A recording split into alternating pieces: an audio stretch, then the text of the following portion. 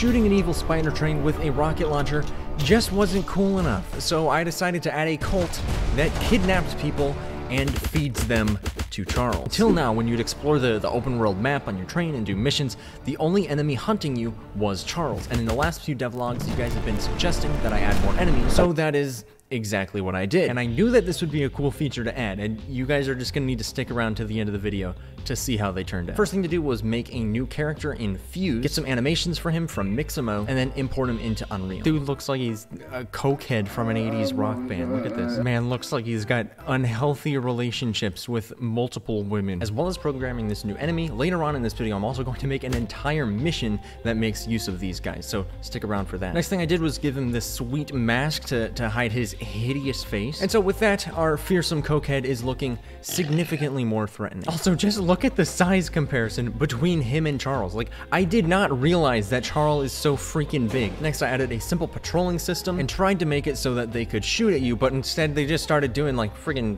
Fortnite dances. And so I made it so they could actually shoot at you and possibly at each other.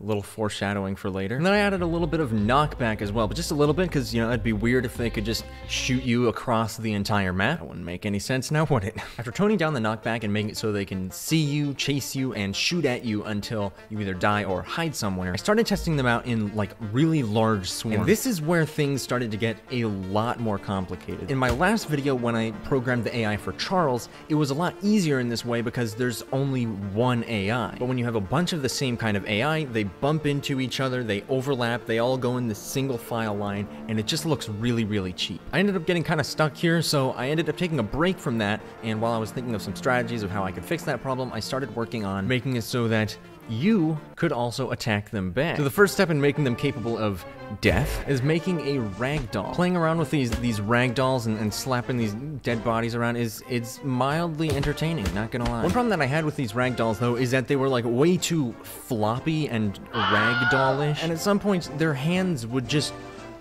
fall off. It's like on roller coasters where they tell you to keep your hands inside the ride at all times. It's like, this guy didn't do that. So I spent about 4 hours tweaking settings, making new ragdolls, and I eventually settled on one that had some pretty realistic joint movement and stiffness. So now the deaths actually look a little bit more like somebody dying and less like a goat simulator NPC. Fun fact, you can blow up their dead bodies. You just kinda play around with them a little bit here. Yeah. Please don't demonetize this video. It's okay. They're really bad people. They're cultists. They do coke and stuff. It's fine. So after adding the feature of human rights violations to the game, I returned to like the crowd programming. Just the whole issue of them bunching up and overlapping each other, just being all weird. And so to fix this, I made it so that each NPC will randomize their speed, as well as that they slightly randomize the location that they're trying to go to. And I used Unreal Engine's built-in crowd AI simulation so that they avoid running into each other and will slightly avoid and walk around each other. So I was making a lot of progress, and I thought that at this point I could just start working on making the mission for them.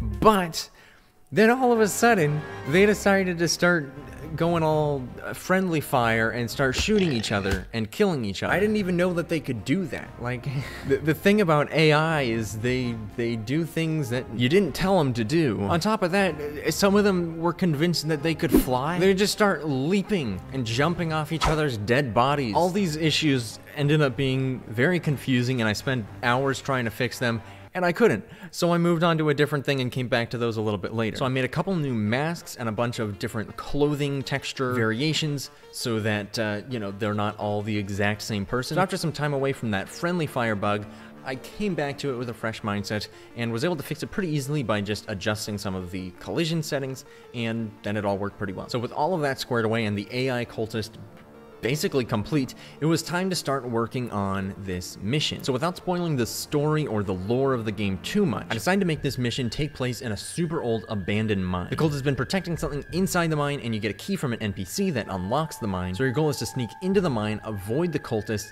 and then steal whatever strange object they might be hiding down there. You'll see what that is in just a little bit. So I spent a few days designing and building out these mine sections and made it a house for the NPC that would give you the key. And I made the NPC infuse, retextured it, and got some animations and then put her in the game. I did have a slight issue with this NPC though. You see, I made her arms too short, so the sitting animation that I applied to her had her arms just like hovering above her lap. And so rather than taking the time to like remake the NPC or edit the animation, I just decided to give her a pet rock. So I posted a picture of this on Twitter, and for some reason, a news site wrote an article about the genius pet rock in Choo Choo Charles. I guess it was a slow news day, but regardless, Rocky is enjoying his newfound fame. So I programmed the mission pretty easily thanks to an NPC and mission system that I programmed for the game a few months ago. And it is now time to show you the fantastic new mission. Really quick though, before I show that, I do have a couple quick announcements to make. Firstly,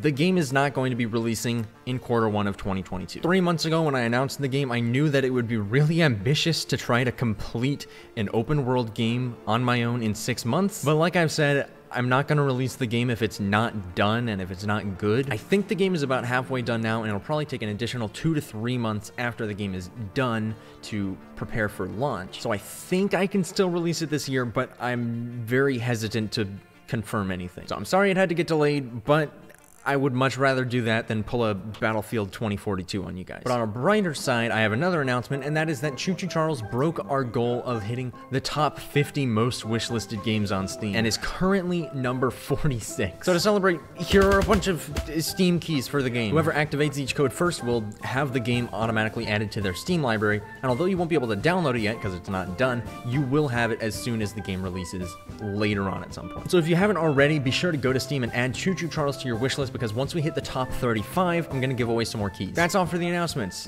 Gameplay time.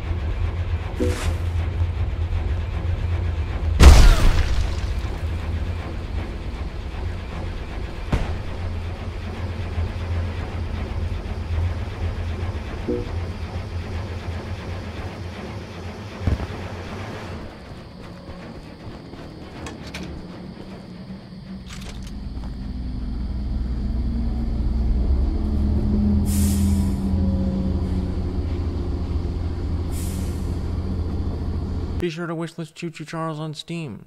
It's totally free, and you can